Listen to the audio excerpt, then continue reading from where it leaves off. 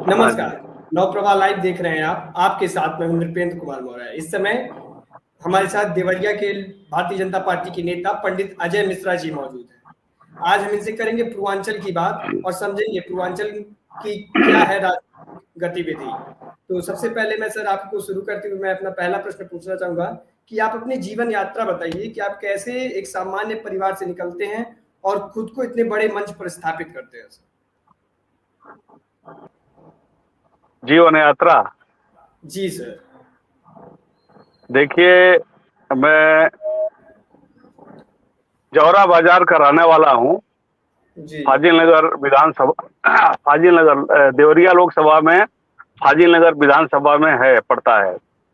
जी और यहाँ से राजस्थान क्षेत्र में जो है मैं चला गया। वहाँ जाते ही राष्ट्रीय स्वयंसेवक संघ से जुड़ गया और हमारा जीवन वहीं से चालू हुआ।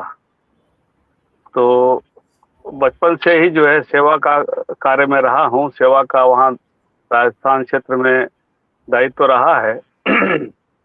तो वहाँ से अब संगठन ने हमें जो है देवरिया लोकसभा का, चूंकि हम यहीं के रहने वाले हैं, जौहरा बाजार के जो फाजिल नगर विधानसभा पड़ता है, तो जी सर। लोकल के हिसाब से और यहाँ जो है उन लोगों ने भेज दिया है। जी तो बचपन से ही सेवा का ही काम रहा है और लोगों से जुड़ा रहा, पूरे दुनिया में भ्रमण करता रहा। तो यही है, ब्लड में ही सेवा सर मैं है अगला हमारा सवाल परिवार। पूछना चाहूंगा कि आपके लिए देवरिया एक छोटा शहर जी। है जहाँ पे तमाम सुविधाएं नहीं मौजूद है पूर्वांचल में, तो आपको उसको लेकर के क्या विकास मॉडल है, आपका विजन क्या है सर? देवरिया के विकास के लिए देखिए, सबसे पहले जो है रोडों का विकास, चारों तरफ से हाईवे, 4 लाइन हाईवे, गांवों को जो है हाईवे से जोड़ना, हर गांव में सड़क हो, डबल रोड हो। अ, अभी जो है इतना बड़ा लोकसभा है, यहाँ जो है कहीं भी रास्ते का वो नहीं हुआ। हालांकि मोदी जी के शासनकाल में बहुत ही जो है गांव-गांव, नगर-नगर जोड़ा गया है, लेकिन अभी बहुत कुछ बाकी है। तो हमारे माननीय प्रधानमंत्री जी का ऐसी योजना है कि गांव-गांव को, टोले-टोले को, नगर-नगर को सड़कों का जाल बिछा दिया जाए, हाईवे से जोड़ दिया जाए। तो जी यही हमारा रहेगा कि चारों तरफ से हाईवे का गांव, हर गांव को जोड़ दिया जाए। सर किसी जगह के जो मुख्य स्तंभ होते हैं वो महिलाओं को माना जाता है, युवाओं को माना जाता है। तो अगर आप भारतीय जनता पार्टी के एक उम्मीदवार के तौर पर आते हैं तो आप महिलाओं और विद्यार्थियों और छात्रों के लिए क्या है आपका विजन होगा? भाई देखिए, एजुकेशन के तौर पर अगर देखा जाए स्टूडेंट के लिए, तो यहाँ सबसे बड़ी चीज़ है यूनिवर्सिटी नहीं है।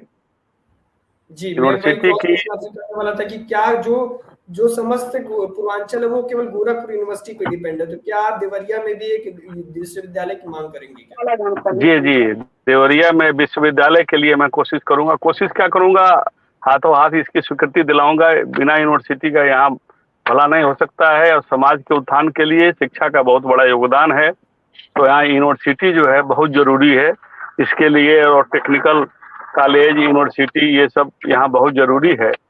टेक्निकल सुविधाएं बच्चों को और महिलाओं के लिए जो है सिलाई, बुनाई, कढ़ाई, ये सब के लिए, और जो भी सुविधाएं हैं शिक्षा से संबंधित जितने हैं, सब हमारे लोकसभा में मुहैया कराई जाए। महिलाओं के लिए और युवाओं के लिए भी कुछ खास आपके तरफ से कोई सर विजन महिलाओं प्लान? के लिए तो देखिए, हमारे माननीय प्रधानमंत्री जी गांव-गांव, नगर-नगर में आंगनबाड़ी वगैरह सब लगाया गया है। तो कढ़ाई बुनाई का और ये ITI का जो एम्ब्रॉयडरी और ये सिलाई वलाई का ये सब होता है, ये सब करवाया जाएगा, और उनके लिए भी शिक्षा का जो भी है सब पूरा किया जाएगा। सर आपके लिए देवरिया के लिए मुख्य मुद्दा क्या है? आप देवरिया जिले में आते हैं, पूर्वांचल की पूरी मुख्य मुद्दे क्या है कि आप समझना चाहेंगे कि इस पे जरूर अभी जो आपकी बीजेपी की गवर्नमेंट, आप तो सर दावा करेंगे कि प्रधानमंत्री मोदी और योगी विकास कर रहे हैं, लेकिन फिर भी आपके लिए मुख्य मुद्दे क्या है? भाई देखिए, सबसे बड़ा मुद्दा है विकास। विकास ही जो है सबसे बड़ा, सबसे आवश्यक है। यहाँ यहाँ की 80% आबादी गांवों में निवास करती है, जो किसान लोग हैं। तो उनके लिए गन्ने जो शुगर फैक्ट्री, बहुत सारे 80% शुगर फैक्ट्री बंद पड़ी है, जो फैक्ट्रियां बंद पड़ी हैं उनको चलवाएंगे और नई शुगर फैक्ट्री या उससे संबंधित फैक्ट्री, नई फैक्ट्री हम लगवाएंगे और किसानों के लिए और जो भी हो सकेगा और व्यापारियों के लिए व्यापार के संसाधन उपलब्ध करवाएंगे। पूर्वांचल के छोटे शहर है, खासकर देवरिया, कुशीनगर, महाराजगंज, सिद्धार्थनगर, वहाँ के युवा ज्यादातर बेरोजगार हो गए हैं, तो वो रोजगार के लिए आपका क्या रोड मैप होगा कि वो जो युवा प्रवास करके बाहर जा रहा है वो अपने शहर में ही नौकरी करे? देखिए, उनके रोजगार के लिए सबसे बड़ी चीज है इंडस्ट्रीज जी। तो ज्यादा से ज्यादा इंडस्ट्रीज जो है, ये शुगर से संबंधित ये क्षेत्र, चूंकि गन्ने का क्षेत्र है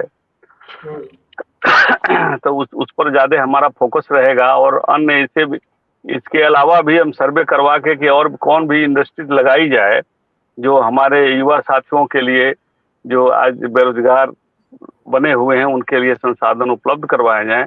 अधिक से अधिक संख्या में इंडस्ट्रीज लगवाने का प्रयास करेंगे ताकि उनका जीविका उपार्जन हो सके और गन्ना किसानों का जो है वो गन्ना का समुचित उपयोग हो सके। कांग्रेस की तरफ से भी सर उम्मीदवार घोषित कर दिया गया है, आप मतलब आप उधर की तरफ से क्या कहना चाहेंगे? कांग्रेस पार्टी क्या कर सकती है देवरिया में? अब कांग्रेस का विजन तो आप देख ही रहे हैं, इनको ना कोई देश से लेना देना है, ना कोई विकास से लेना देना है। इनका जो है तो हमारे समझ के परे है कि ये लोग क्या करते हैं, आज तक इन लोगों ने क्या किया है। तो खाली जो है वो जाति धर्म की लड़ाई है, ऐसा कुछ नहीं है। हमारा तो एक ही सिस्टम है, हमारा ना कोई जाति है ना धर्म है, हमारा तो मानवता का धर्म है और विकास का हमारा है। और मोदी जी के जो है पूरे विश्व में, मोदी जी ने जो डंका बजा दिया है, पूरे विश्व के नेता हो गए हैं। तो उन्हीं के नक्शे कदम पर चलते हुए हमको विकास करना है। जितने हमारे लोग हैं यहाँ पर सब हमारे भाई हैं, बंधु हैं, चाहे किसी जाति धर्म के हों। हमको किसी जाति, आप बता रहे थे आप राजस्थान में थे, देवरिया आज से 5 साल पहले की देवरिया और आज की देवरिया में कुछ खास अंतर आपको क्या दिख रहा है? विकास में देखिए बहुत पीछे है, विकास यहाँ नहीं हो पाया है। विकास इतने लोग यहाँ आए, इतने प्रत्याशी आए, जबकि बीजेपी सरकार ने बहुत कुछ दिया है, लेकिन यहाँ के सांसदों ने, यहाँ के लोकल, यहाँ के जो बाहर से जो प्रत्याशी आती हैं वो ध्यान नहीं दे पाते हैं और आते हैं और चले जाते हैं। उनका लोकल की समस्या का उनको पता नहीं। तो हमारा तो मेन उद्देश्य ये है कि यहाँ विकास हो, इंडस्ट्रीज बंद पड़ी, इंडस्ट्रीज को चालू कराया जाए, गन्ना का अधिक से अधिक जो है खेती हो, उसका समुचित उपयोग हो कि हमारे किसान, हमारे भाई बेरोजगारी से बाहर आवे और संपन्न हो आर्थिक दृष्टि से। अंत में सर, मैं अभी समय भी हम लोग के पास कम है, तो मैं डायरेक्ट आपसे पूछना चाहूंगा, आप जनता को क्या संदेश देना चाहते हैं कि लोकसभा चुनाव में वो बाहर और निकल कर वोट तो करे, लेकिन सही प्रत्याशी कैसे चुने? अब जनता को देखिए, जनता को सब पता है कि कौन कैसा है। हम तो देखिए बचपन से ही संघ से जुड़े हैं, पूरा जीवन ही समर्पित कर दिया देश को। तो हमको सेवा का मौका चाहिए। अगर पार्टी अगर हमें प्रत्याशी बनाती है तो हम सेवा भाव से काम करेंगे और जनता का हम समर्थन चाहते हैं लोकसभा देवरिया से, ताकि जन जन घर घर हर धर्म के लोगों को साथ लेके हम चलेंगे। हमारा एक ही धर्म है, मानवता का। जी, तमाम बातें आपसे जी हमें मौका दिया जाए और जनता से मैं यही अपील करूंगा कि मैं उनके विजन पर खड़ा उतरूंगा और किसी को जो है ये एहसास नहीं होने दूंगा कि मेरा जाति है क्या है, मेरा धर्म क्या है।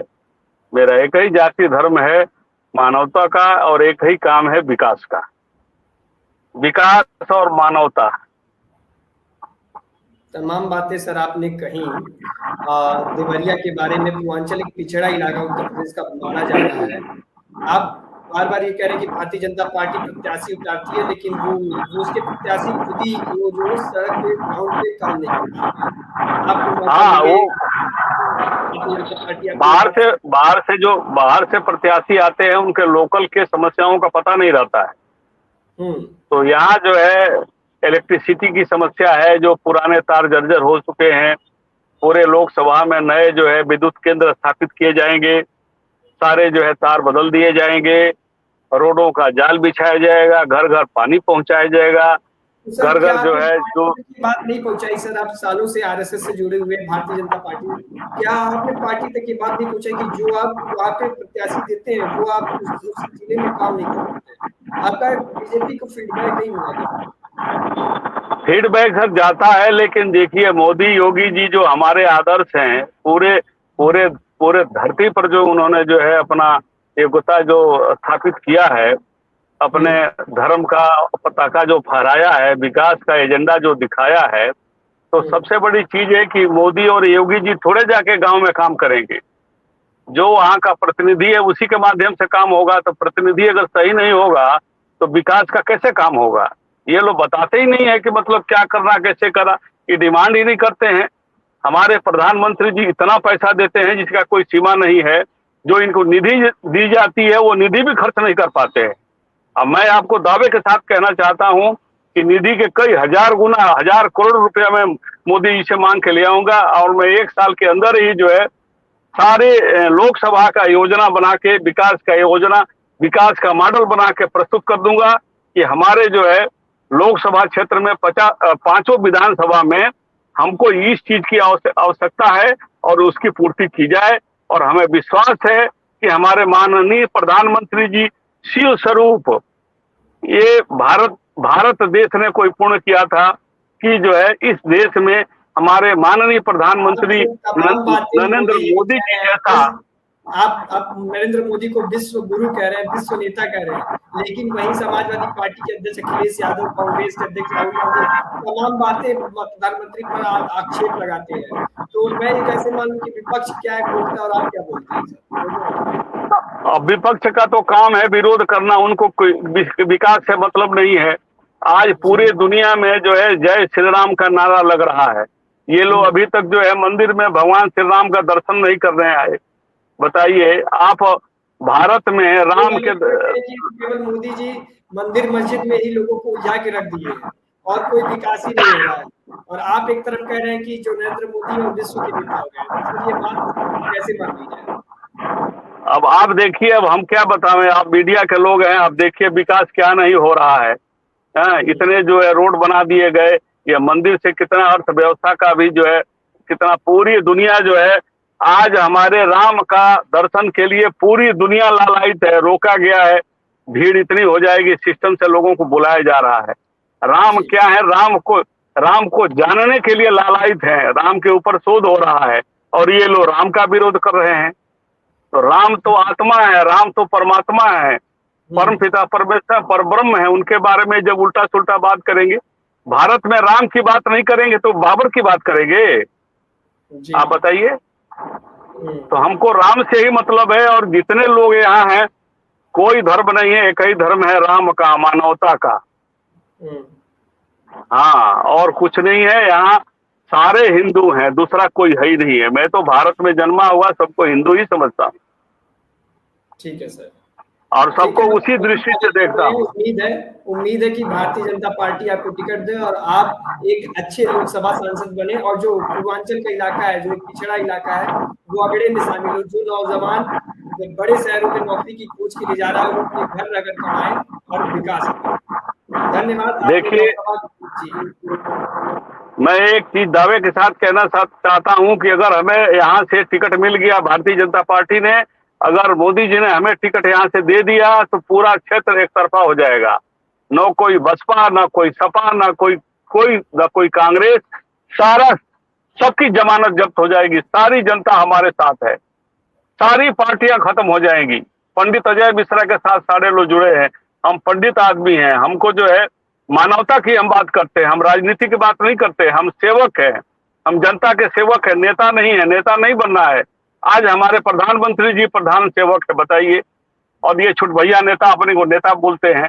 नेता नहीं, सेवक बनना है, और सेवक के लिए हम टिकट मांग रहे हैं। और आप देखेंगे कि आने वाले समय में अगर मौका मिल गया तो विकास की गंगा बहा देंगे। ठीक है सर, धन्यवाद। पूर्वांचल से और जो प्रत्याशी आएंगे उनको हम दिखाते रहेंगे, और तब तक के लिए देखते रहिए नवप्रभा। धन्यवाद, नमस्कार।